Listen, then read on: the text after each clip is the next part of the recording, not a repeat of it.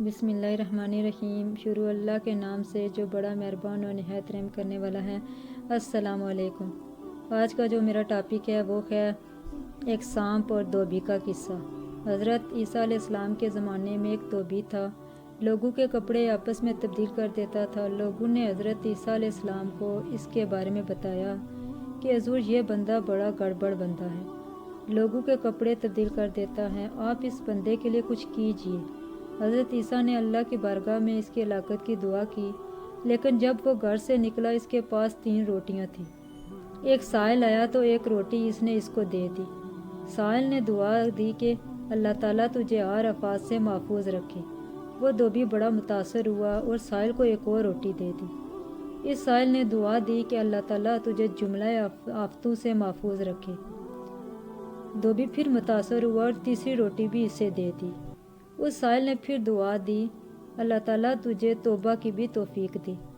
اب ایک بڑا سانپ اس کی گٹھری میں داخل ہو چکا تھا، کیونکہ اس کی ہلاکت کی دعا ہو چکی تھی۔ اس لیے سانپ کی یہ ذمہ داری لگا دی گئی تھی کہ اس نے دھوبی کو کاٹنا ہے۔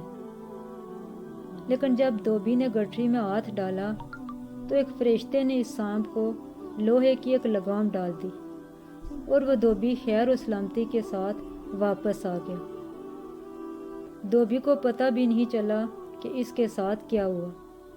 لوگوں نے حضرت عیسیٰ علیہ السلام سے کہا کہ دھوبی تو صحیح سلامت واپس آ گیا، آپ نے تو اس کی ہلاکت کی دعا کی تھی، آپ تو اللہ کے نبی ہیں۔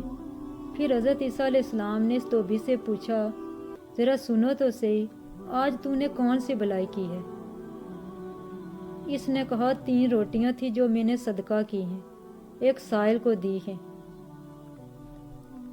تو اس سائل نے مجھے ہاتھ اٹھا اٹھا کر دعائیں دی ہیں۔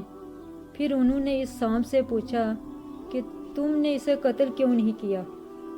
سانپ نے کہا، آپ کی دعا اللہ نے قبول کر لی تھی اور مجھے اس سے ہلاک کرنے کے لیے بھیجا گیا تھا، لیکن اس نے سائل کو صدقہ دیا اور ایک فرشتے نے مجھے لوہے کی لگام ڈال دی۔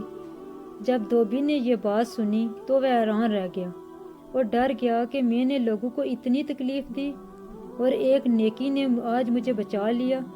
پھر اس دھوبی نے توبہ کی۔ اس سے یہ پتہ چلتا ہے کہ اس سائل نے اس کے لیے توبہ کی بھی دعا کی تھی۔ اگر آپ آفتوں اور مصیبتوں سے بچنا چاہتے ہیں تو اپنا اور اپنے خاندان کے نام کا صدقہ کیا کریں۔ اللہ ہم سب کو صدقہ دینے کی توفیق عطا کرے۔ اگر میری ویڈیو آپ کو اچھی لگے تو پلیز لائک اینڈ سبسکرائب ضرور کیجیے گا۔ میرے چینل پر روزانہ آپ کو اسی طرح کی ویڈیو ملتی رہیں گی۔ اللہ حافظ۔